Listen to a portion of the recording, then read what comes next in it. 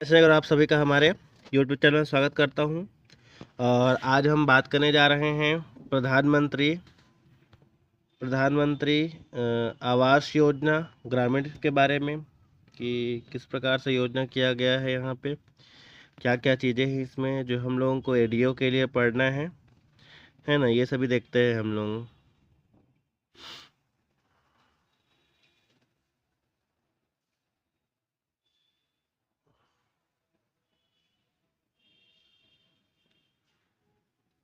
तो देखिए यहाँ पे संदेश दिया हुआ है कि वर्ष 2022 में भारत अपनी स्वतंत्रता के 75वें वर्ष पूर्ण करेगा और माननीय प्रधानमंत्री जी के स्वप्न वर्ष 2022 तक सबके लिए आवास के दृष्टिगत ग्रामीण विकास मंत्रालय ने प्रधानमंत्री आवास योजना ग्रामीण के अंतर्गत 3 वर्ष 16, 17, 18, 19 में 1 करोड़ ग्रामीण आवास निर्माण हेतु सहायता देने का एक महत्वाकांक्षी लक्ष्य निर्धारित किया है। देखिए कितने आवास योजना की बात की गई थी, 1 करोड़ ग्रामीण आवास निर्माण के लिए। चलिए अब हम लोग आगे देखते जाते हैं। इसमें ये विषय सूची है कि किन किन विषयों को इसके अंदर रखा गया है।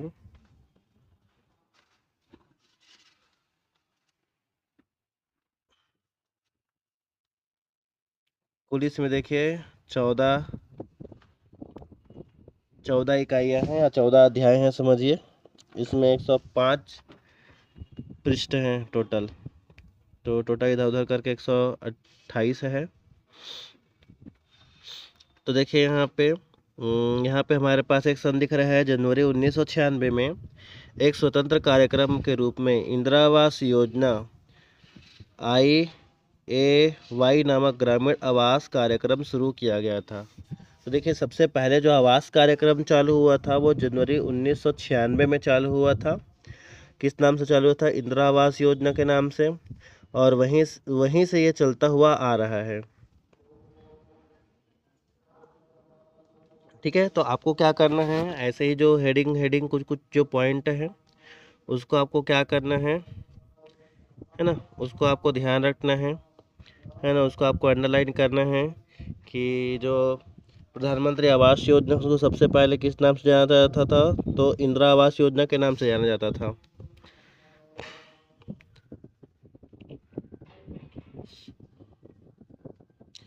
इसके बाद देखिए ग्रामीण आवास कार्यक्रम में इन कमियों को दूर करने के लिए और 2022 तक सभी को मकान उपलब्ध कराने की सरकार की प्रतिबद्धता को ध्यान में रखते हुए इंदिरा आवास योजना को 1/4/2016 से प्रधानमंत्री आवास योजना ग्रामीण में पुनर्गठित कर दिया गया। तो पहले इसको किस नाम से जाना जाता था? इंदिरा आवास योजना के नाम से। इसके बाद देखिए 2016 से इसको प्रधानमंत्री आवास योजना ग्रामीण के नाम से जाना जाने लगा। ठीक है, इसके बाद देखिए इसमें क्या क्या उद्देश्य हैं उसके बारे में बात करते हैं कि उद्देश्य क्या है कि सभी बेघर परिवार, कच्चे तथा टूटे फूटे मकान में रहने वाले परिवारों को 2022 तक बुनियादी सुविधाओं से युक्त पक्का मकान उपलब्ध कराना है। तो कब तक उपलब्ध कराने का उद्देश्य था? 2022 तक का।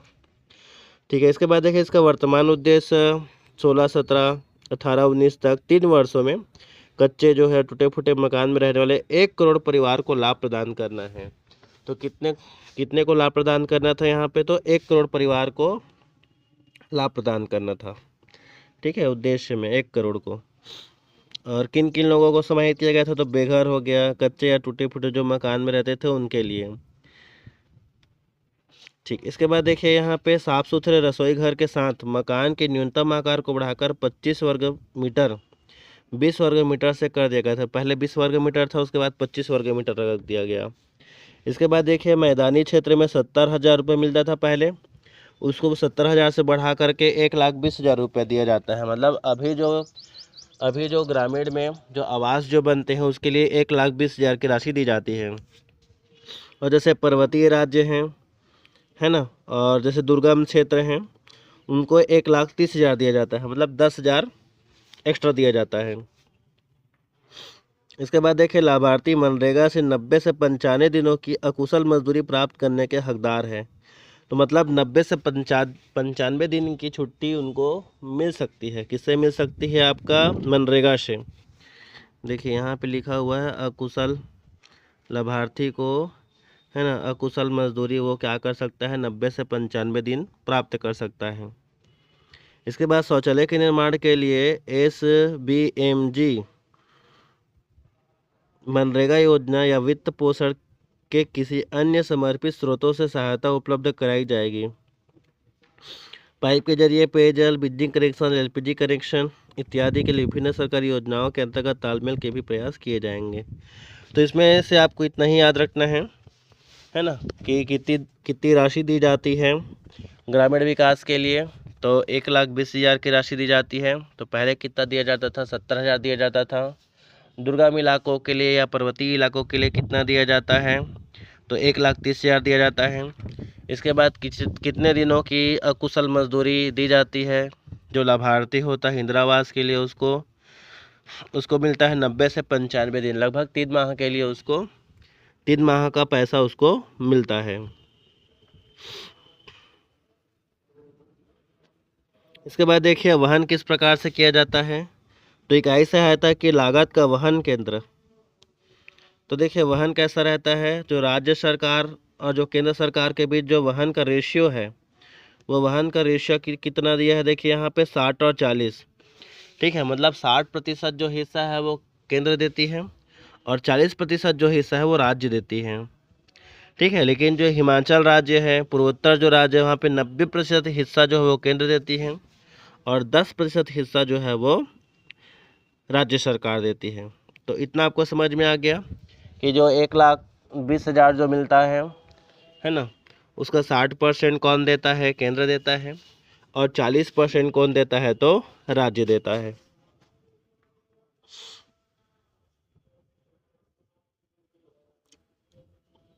ठीक है,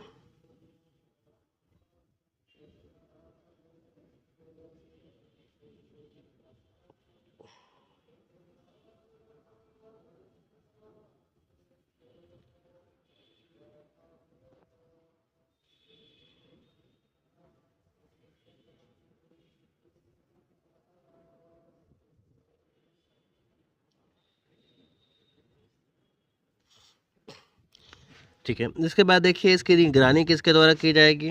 तो यहाँ पे दिया हुआ है आपका, इच्छुक लाभार्थी को संसद से 70,000 रुपये तक की निधियाँ उपलब्ध कराने में मदद की जाएगी, जिसकी SLBC और BLCC के माध्यम से निगरानी की जाएगी। तो ये निगरानी करता है कि जो इच्छुक अभ्यर्थी हैं उनको पैसा मिल रहा है कि नहीं, है ना, उनको उपलब्ध कराया जा रहा है कि नहीं, उसके लिए ये संस्थाएं बनाई गई हैं जो क्या करेगी, उसकी निगरानी करेगी। चलिए इसके बाद हम लोग और आगे बढ़ते हैं। कुछ संक्षिप्त नाम दिए हैं, इसको आप पढ़ सकते हो, है ना। जैसे PMAYG, इसका कहने का मतलब क्या होता है, प्रधानमंत्री आवास योजना ग्रामीण। तो ऐसे बहुत सारे छोटे छोटे संक्षिप्त नाम दिए हुए हैं, है ना, उनको आप पढ़ लीजिएगा।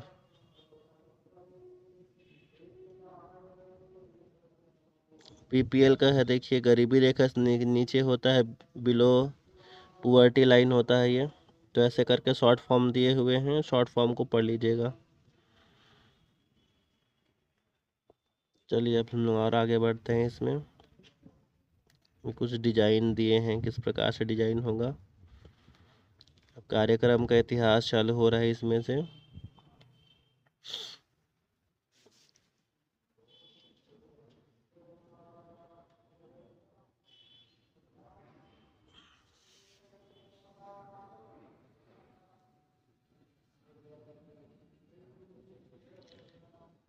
तो देखिए अब यहाँ पास हमारे पास इंफॉर्मेशन है कि सामुदायिक विकास आंदोलन CDM के भाग के रूप में वर्ष 1975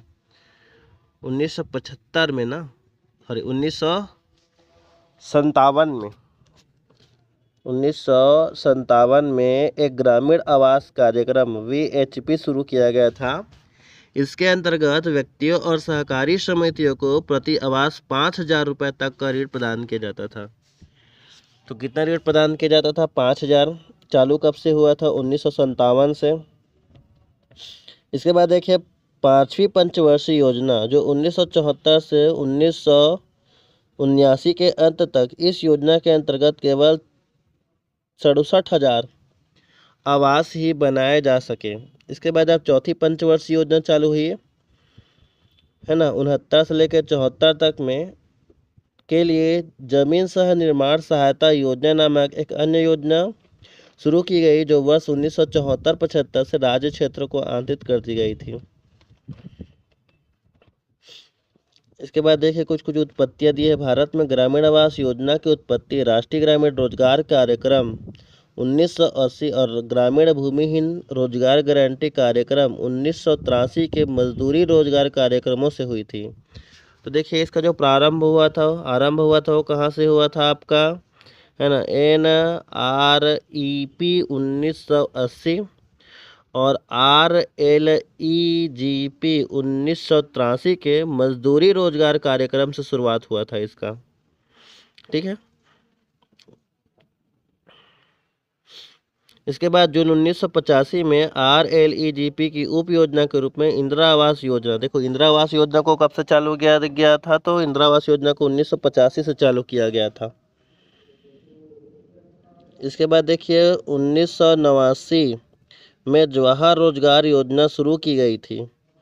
ठीक है, तो ये वाला जो लाइन है वो आपके लिए इम्पोर्टेंट है। कुछ योजनाएं दिए हुए हैं, जो योजनाओं तो हम लोगों को पढ़ना ही है ना। और आप क्या कीजिएगा, एक नोट्स बना लीजिएगा, नोट्स बनाते जाइएगा तो आपको ज़्यादा सहूलियत होगा जब आपका एग्ज़ाम रहेगा उस दिन आपको पढ़ने के लिए।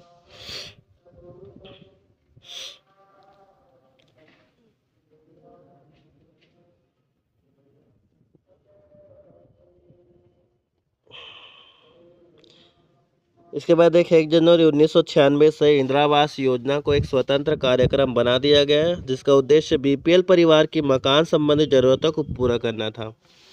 ठीक है, तो 1 जनवरी 1996 से इंदिरा आवास योजना को स्वतंत्र कार्यक्रम, पहले ये किसी के अंदर आता था लेकिन उसके बाद इसको क्या कर दिए, स्वतंत्र बना दिए।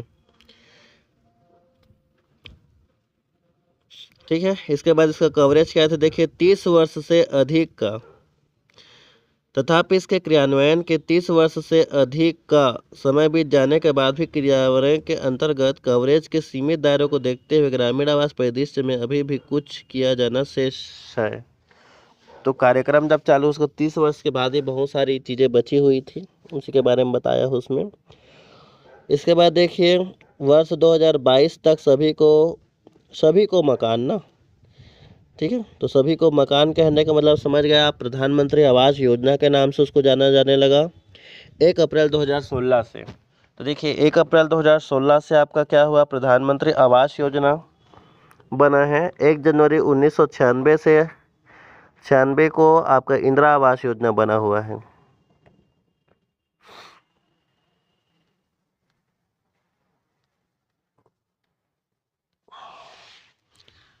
चलिए अब इसके लक्ष्य देखते हैं, लक्ष्य और उद्देश्य क्या क्या थे आपके, है ना, प्रधानमंत्री आवास योजना का।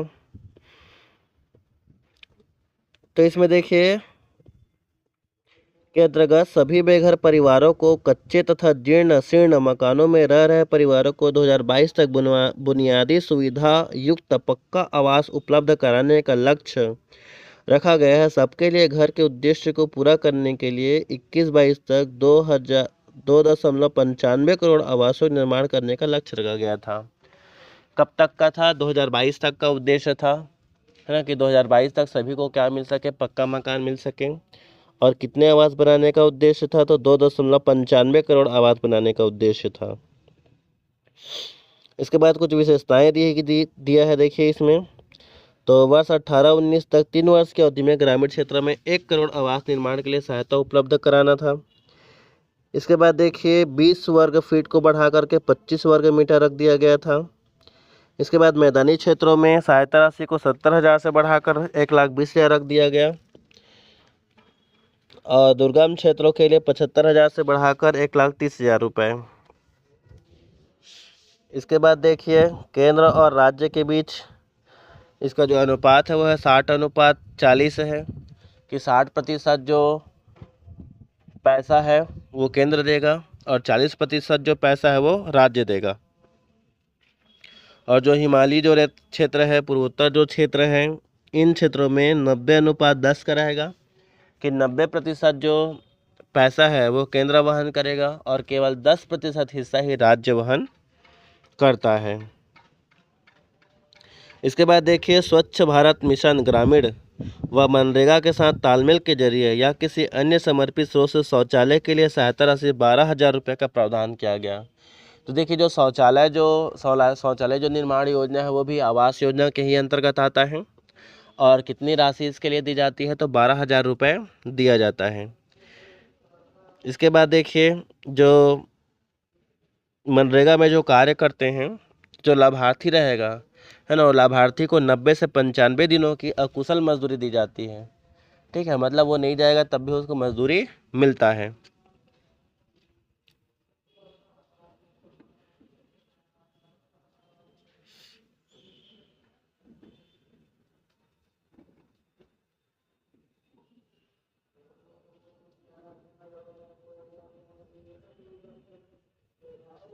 इसके बाद देखिए यदि लाभार्थी चाहे तो उन्हें वित्तीय संस्थाओं से 70,000 रुपये तक का ऋण सुविधा उपलब्ध कराने में मदद की जाएगी। और चाहेगा तो वो लोन भी ले सकता है, लोन भी निकाल सकता है 70,000 रुपये का, जिसके लिए मदद भी किया जाएगा ऐसा करके।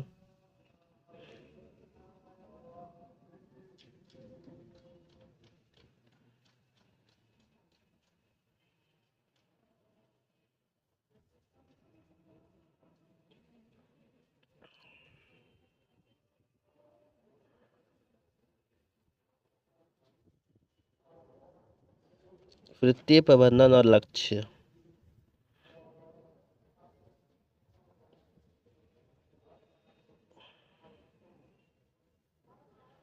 ये तो हम बात कर चुके हैं उधर।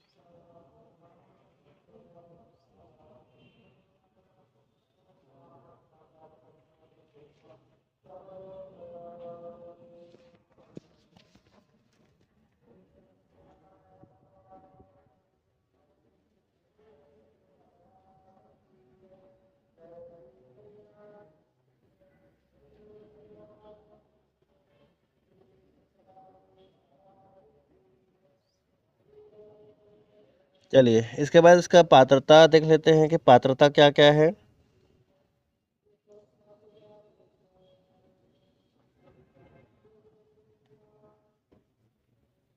ठीक है, तो देखिए जो परिवारों का जो निर्धारण है वो आपका 2011 के जनगणना के अनुसार किया जाएगा, ऐसा लिखा हुआ है इसमें।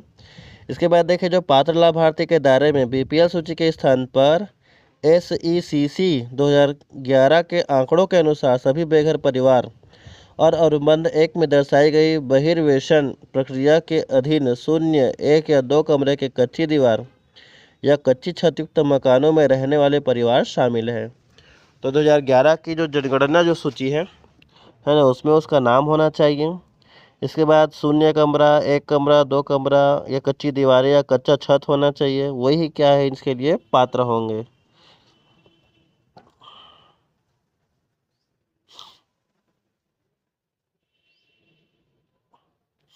इसके बाद देखिए कुछ पैरामीटर दिया है, ऐसे परिवार जिनमें 16 से लेकर के 59 वर्ष की आयु का कोई वयस्क सदस्य ना हो, ये काम का नहीं है।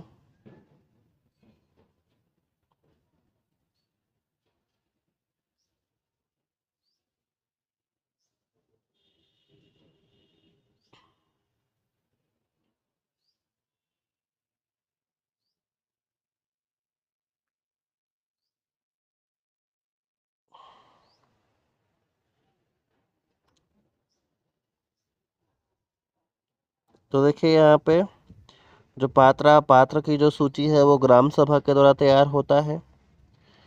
ठीक है। और जो सूचियाँ है जो खंड विकास अधिकारी बीडीओ है ना, विकास खंड जो अधिकारी होता है बीडीओ, ये सब पात्र सूची को बनाता है, वही उन चीज़ों को देखता है वहाँ पे।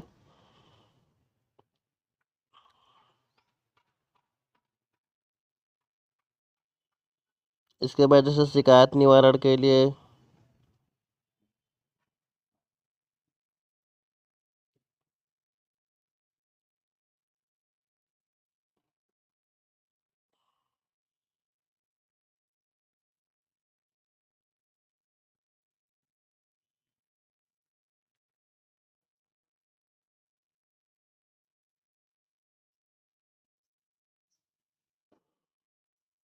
इसके बाद इसमें पुनः वही दिया हुआ है।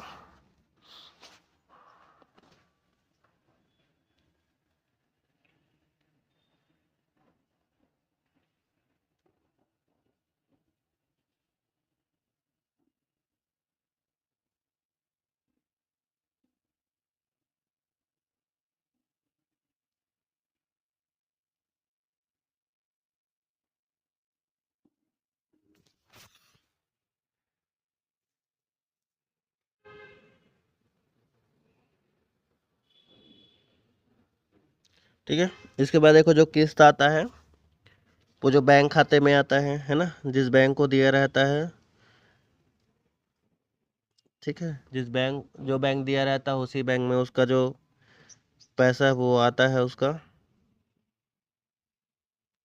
इसमें निर्माण की पद्धतियाँ दिया हुआ है कि किस प्रकार से निर्माण होता है।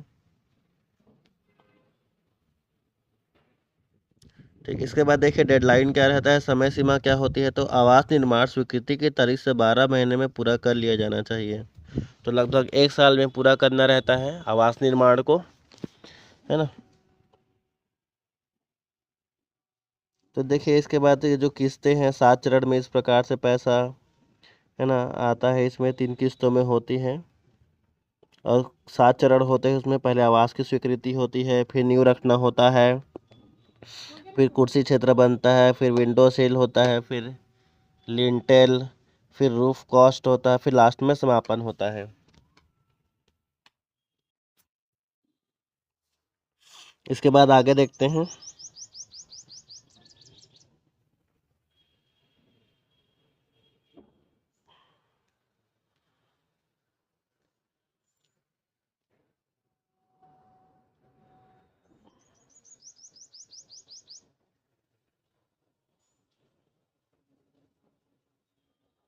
इसके बाद क्या क्या सहायता दी जाती है इसमें। तो सबसे पहले है लाभार्थी का संचेतना विकास है। इसके बाद है आवास डिजाइन टोपोलॉजी तैयार करना है, इसकी व्यवस्था करना, राजमिस्त्रियों का प्रशिक्षण और कौशल प्रमाणन, निर्माण सामग्री की सोर्सिंग, वृद्ध और विकलांग लाभार्थी को सहायता देना, और चाहे बैंकों से 17,000 रुपये की ऋण सुविधा प्रदान करना। तो ये सहायता सेवाएं जो उसके अंतर्गत दी जाती है।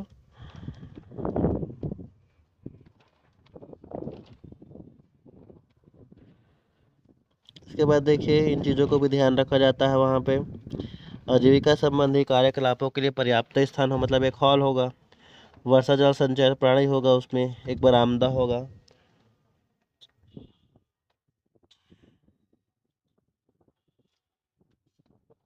ठीक है। इस बुक का मैं आपको लिंक प्रोवाइड करा दूंगा मैं डिस्क्रिप्शन बॉक्स में, जिसमें आप जाकर के डाउनलोड कर लीजिएगा।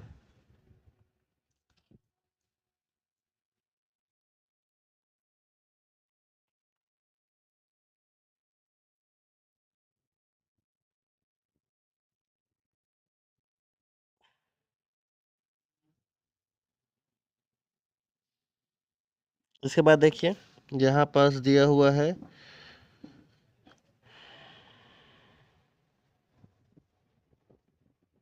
सबसे पहले है पूरी की जाने वाली शर्तों और आवश्यक दस्तावेजों के विषय में प्राथमिक ऋणदाता संस्थान। देखिए ऋणदाता संस्थान दिया है प्राथमिक, सबसे पहले अनुसूचित बैंक है, सहकारी क्षेत्रीय बैंक, हाउसिंग फाइनेंस कंपनी, गैर बैंकिंग वित्तीय कंपनियां के साथ साथ विचार विमर्श करना, है ना। तो ये यहाँ पे उसकी जो प्राइमरी बैंकिंग है जहाँ से वो ऋण प्रदान करता है ना, पैसा आता है।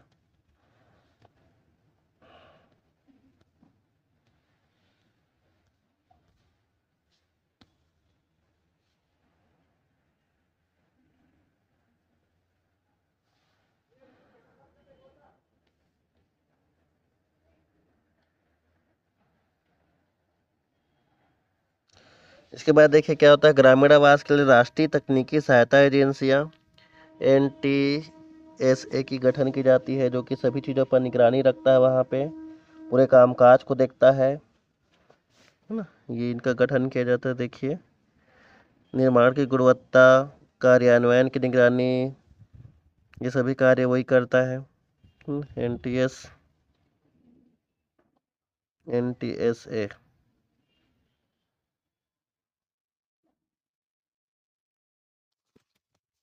ठीक है, जो कि आपका NRRDA के अंतर्गत स्थापित की जाती है। तो निगरानी के लिए कौन रहता है ग्रामीण आवास के लिए, तो NTSA रहता है, आपका राष्ट्रीय तकनीकी सहायता एजेंसियाँ।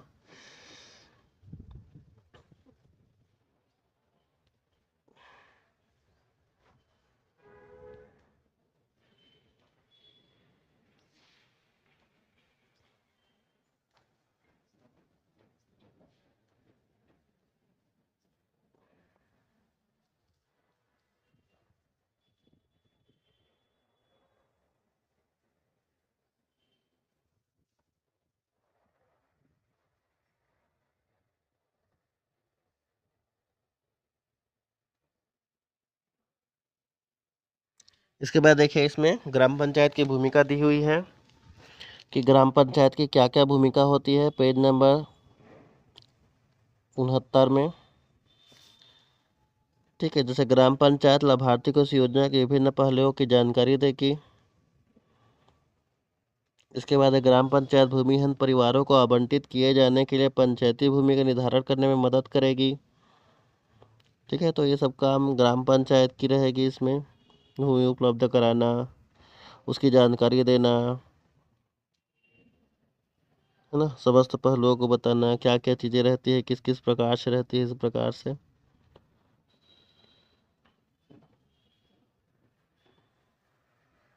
इसके बाद देखिए स्वयं सहायता समूह जो होता है, स्व सहायता समूह जो रहता है, उसकी क्या भूमिका होती है। तो क्या करता है, स्वीकृत मकानों के निर्माण और समापन में सहयोग करता है, कि जो मकान जो निर्माण हो रहा है ना, निर्माण और जो समापन मतलब जब बन चुका है तब वो भी क्या करता है, अपना सहायता प्रदान करता है, स्व सहायता समूह।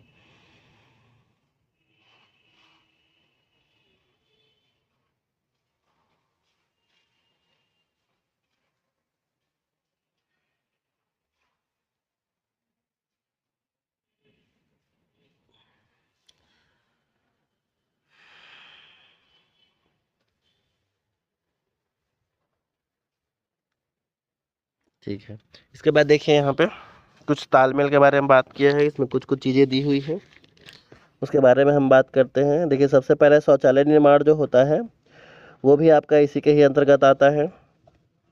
इसके बाद यहाँ पर देखिए पेयजल जीवन के आधारभूत सुविधाओं के लिए बात किया गया है। तो पेयजल की जो व्यवस्था की जाती है ना, को पेयजल एवं स्वच्छता मंत्रालय के राष्ट्रीय ग्रामीण पेयजल कार्यक्रम NRDDWP अथवा इस प्रकार किसी अन्य योजना के साथ तालमेल से स्वच्छ पेयजल उपलब्ध कराना जाना चाहिए। तो पेयजल की जो व्यवस्था होती है वो किसके माध्यम से होता है, पेयजल एवं स्वच्छता मंत्रालय के अधीन रहता है, और कार्यक्रम क्या रहता है आपका NRDWP। इसके बाद देखिए जो यहाँ पे बिजली की जो व्यवस्था होती है वो विद्युत मंत्रालय की दीनदयाल उपाध्याय ग्राम ज्योति योजना DDUGJY के साथ तालमेल के साथ स्थापित की जाती है। ठीक है, तो विद्युत विद्युत की जो व्यवस्था होती है वो किस कार्यक्रम के अंतर्गत होता है, ज्योति योजना के अंतर्गत होता है ना। विद्युत मंत्रालय की दीनदयाल उपाध्याय ग्राम ज्योति योजना DDUGJY के साथ होता है वो।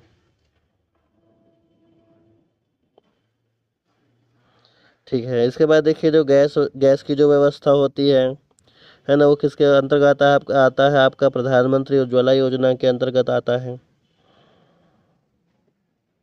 इसके बाद देखिए जैसे सोलर जो लगते हैं, सोलर ऊर्जा जो होता है ना, या बायोगैस जो होता है सोलर ऊर्जा के लिए, देखिए यहाँ पे national biomass cook stove programme NBCP और national biogas and the manure management programme के तहत नवीन तथा नवीकरणीय ऊर्जा स्रोत मंत्रालय MNRES द्वारा, तो ये बायोगैस है जो सोलर सेल, सोलर जो लालटेन होता है उसके अंतर्गत, योजना के अंतर्गत आता है।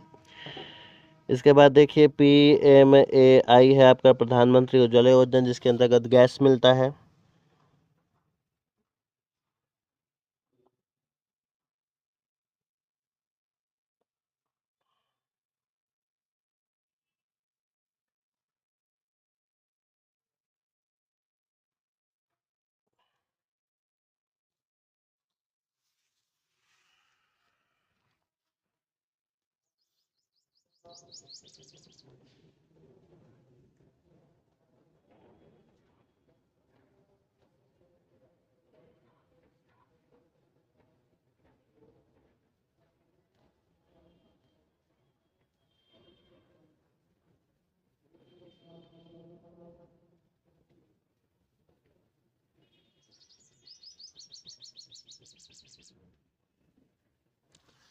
ठीक है, इसके बाद देखिए निगरानी करने के लिए यहाँ पे एजेंसियाँ बनाई जाती है, जो ये एजेंसियाँ क्या करती है वहाँ पे उसको देखती हैं। इसके बाद देखिए यहाँ पे आवास ऐप है ना, आवास ऐप के माध्यम से भी वो क्या करती है, वहाँ पे उसको देखती है कि किस प्रकार से काम चल रहा है। इसलिए देखिएगा जब आवाज़ बनता है तो समय समय पर फ़ोटो खींच खींच करके अपलोड किया जाता है वहाँ पे। जैसे सबसे पहले आपका न्यू जो बनता है उसका फ़ोटो खींचते हैं, है ना, उसके बाद फ़ोटो खींच खींच करके डाला जाता है, उसके बाद पैसा आता है आपका। इसके बाद देखिए यहाँ पे ब्लॉक स्तर है, जिला स्तर है, ऐसे कर करके सबकी भूमिकाएं हैं यहाँ पे।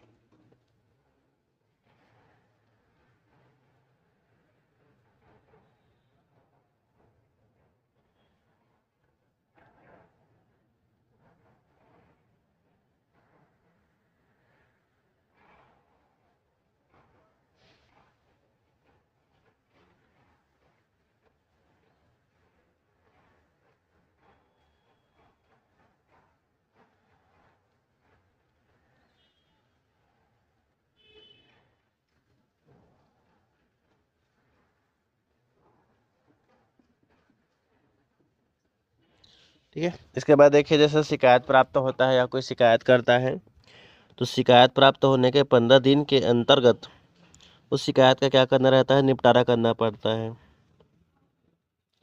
ठीक है, निपटारा करना होता है।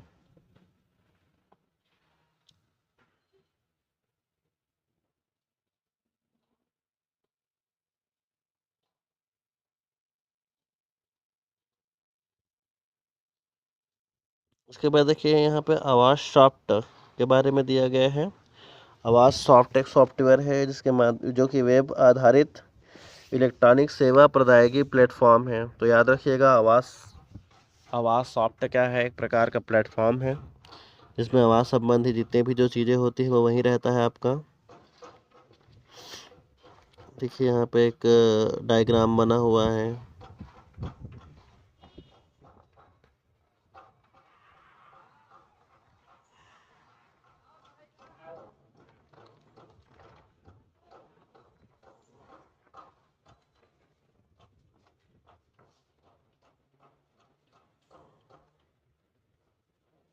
देखिए यहाँ पे दिया गया है, ये आपका PFMS है,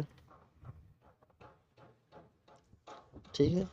ट्रांजैक्शन डाटा देखिए, आवास सॉफ्ट है, सेंट्रल डाटाबेस। उसके बाद स्टेट नोडल बैंक होता है, NEFT NACH के माध्यम से बेनिफिशियरी के अकाउंट में जाता है।